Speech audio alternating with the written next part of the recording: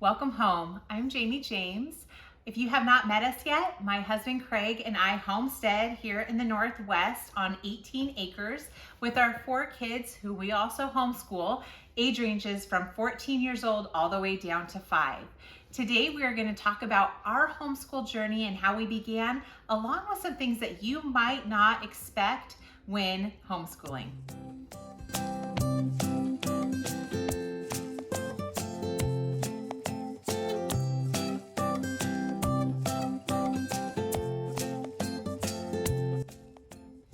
So like I said, my husband Craig and I homeschool our kids, and we have actually been doing that for about 11 years. We started when our girls, our oldest 2, they're twins that are 14, were in preschool, and we just couldn't afford to do homeschool or to do public school or daycare. And so I stayed home and just started schooling them in the simple preschool activities that you do. But some things that we ran into that I did not expect when we started homeschooling, that many people probably also run into, are one, I didn't expect anybody to question our decision as we went along in homeschooling, especially as our kids got older, or tell us that it wasn't a good idea.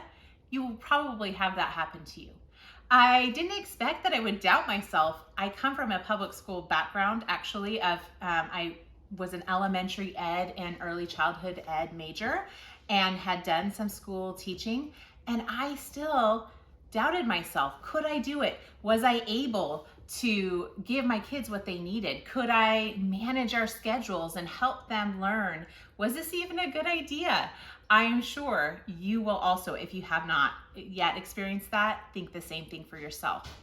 You may also have your kids tell you that they hate homeschooling, or that they don't want to be at home with you, or that they hate a certain subject if they don't tell you all together that they hate homeschooling. It's totally normal. We all have those feelings. We have those feelings no matter which school we're a part of. That's just part of life, is that our human nature doesn't like something, and so then we say, I hate it. That's to be expected. You also likely will probably change course halfway through the year or many times of the year in your schedules, in your curriculum, in the vision or methodology even of what you're doing or how you're doing it. Don't worry, that's normal and that's okay. It's to be expected to change your plans. Actually, I think that it's wise to change your plans. If you continue on the same course, even when something isn't working, then likely you're not going to get the best results that you can. So don't worry. It's okay. You can always come back around if you feel like, actually, that was the best math curriculum or whatever it was. Don't worry about it. It's going to be okay. Then you might have a clash with character or clash of attitudes with your kids. It might be your own fault. That has never been me. That's a lie. I've had plenty of my own moments. But it also could be your kids. Your kids could go through moments of character issues or things that you have to halt all curriculum for a moment and just have that intentional one-on-one conversation. And in the days to come, we're going to talk about some ways to handle that. But that is to be expected. And the truth is, those character things are there no matter what school they go to, no matter what environment they're in. The beauty is you get to handle it at home when you're homeschooling because you're with them so long. And also, you might not expect the selfishness of yourself to come out. And that might look like, I don't want to homeschool my kids. I can't believe I'm with them all the time. This is so hard. These kids are so difficult. Why does it have to be so hard to homeschool them? Why do they not listen the first time? And think about yourself. That's to be expected. But the truth is that there's so much more out of it. So as I told you already, our homeschool journey started because we couldn't afford it. Practically, it just didn't make sense for our family for us to have 2 young children in preschool and pay for also a child in daycare because my son was a baby at the time. So we started homeschooling, and we just decided the next year into kindergarten, well, we would do that with them that year as well. So as we progressed, I decided to go back to my mentor's classroom and watch her classroom and just kind of get the feel of things, because I was thinking in my head, the next year our older girls, they'll be able to go into elementary school, and our son could probably go into kindergarten as well, or a preschool program, whatever it was at the time. And so I went to visit her, and it was the moment that I needed of clarity, because I came in and there was all of this chaos happening, and it was a normal school day. She was trying to teach math from the front on an overhead projector, so it's projecting behind her. She had a little girl crying on her shoulder because she was having a bad day as she was correcting math problems on the overhead that the kids were supposed to be following.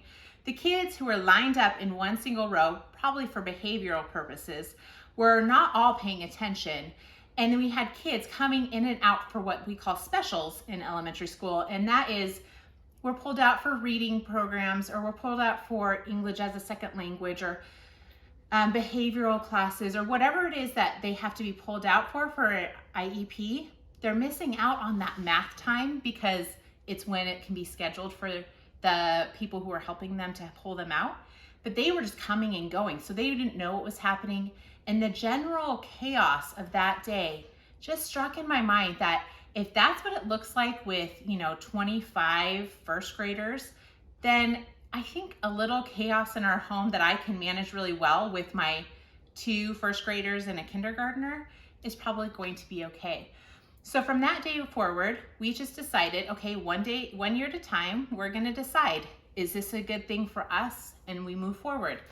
We had joined a classical conversations program that year, and I will talk more about that if you're interested in knowing what that is or what that means. But we had started that program, so we had support. We had a great curriculum that we enjoyed. We found some math that we really loved. And so we just started on the journey. And at this point, you would have to have some really solid evidence to convince me to not homeschool, because it has been such a joy. So that is what I want to close out with you about, is just some of the things that you can expect that are positive. You can expect to have joy in the journey. There is so many little things that I find joy in. There's so many things that your kids have that light bulb moment, that aha, and they get it, and it brings such joy to your heart that you could not anticipate.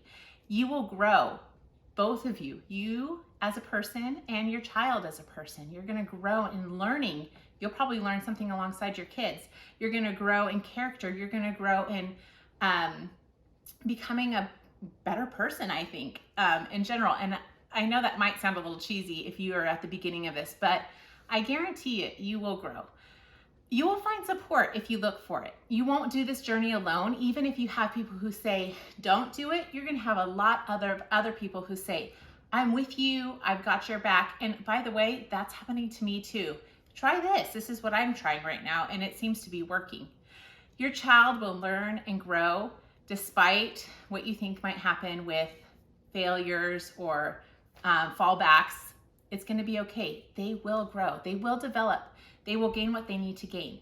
And you're going to know more at the end of your homeschooling journey about yourself and your child than you would have otherwise. Your relationship is going to be so strong because you've had that time together. You've walked the hard things together. You've journeyed. You've had fun. You've made memories. Those are things that your kids will never forget. So I hope that today, listening to this video, you are encouraged that even though there's some things that you might not expect that are hard, there's a lot of really good things too. And I hope that you're encouraged to look into more homeschooling. So if you've enjoyed this video, please like and subscribe so other people can see it too, because it just helps filter through other videos so people can see the content. And from our home to yours, blessings.